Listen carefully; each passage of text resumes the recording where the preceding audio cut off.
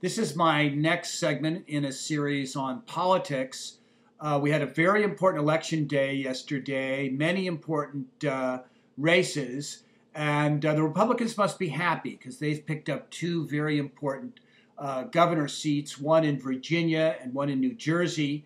There's been a huge amount of analysis by the pundits on network television and on cable television.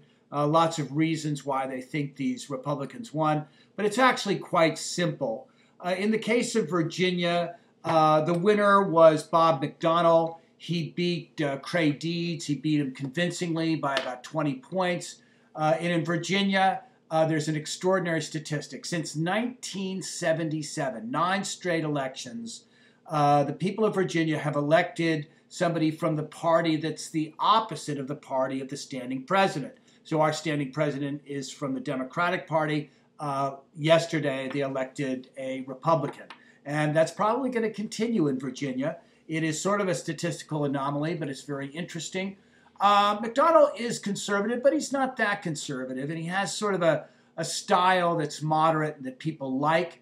And I think that it can't really reflect on the Obama administration now. It'd be a lot different if it was during the midterm elections next year in 2010.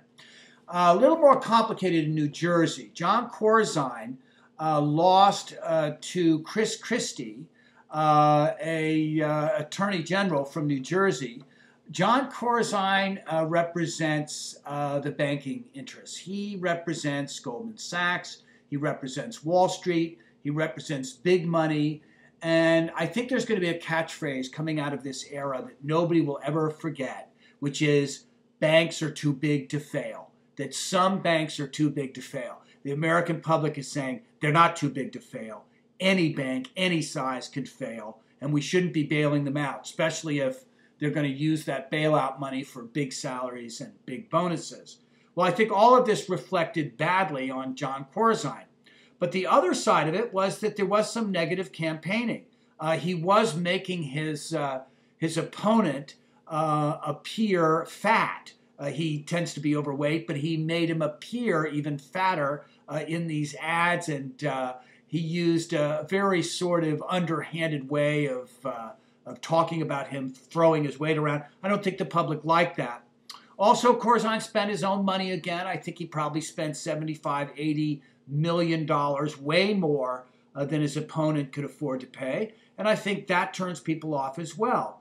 So we need to watch this very carefully because it's a trend in politics. Let's look at that New York mayoral race where Mayor Bloomberg, who's one of the richest people in this country, spent over $100 million of his own money to win the mayoral election, and he only won by 5 percentage points against William Thompson, who spent $6 million. $100 million against $6 million, and he only lost by 5 percentage points. I think, again, that's the public saying that they don't want money to control politics. They don't want big money, throwing big money at a campaign to be the difference in a campaign.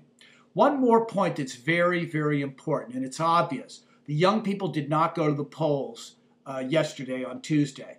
They stayed away in huge numbers. Only half, less than half, the number of young people voted in yesterday's election than voted to elect Barack Obama in 2008. And they really were the reason that he won.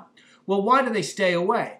Because they tend to be cynical. They don't think that politics is, say, on the up and up, but they're also very turned off by negative campaigning. And when the campaigns turn negative, the young people stay away. This is a very good thing in American politics, and actually it's a very good thing for the future that the young people are sending this message to our politicians. Next year will be way more important, and yes, it will be a referendum on Barack Obama. The midterm elections are always very important for the sitting president.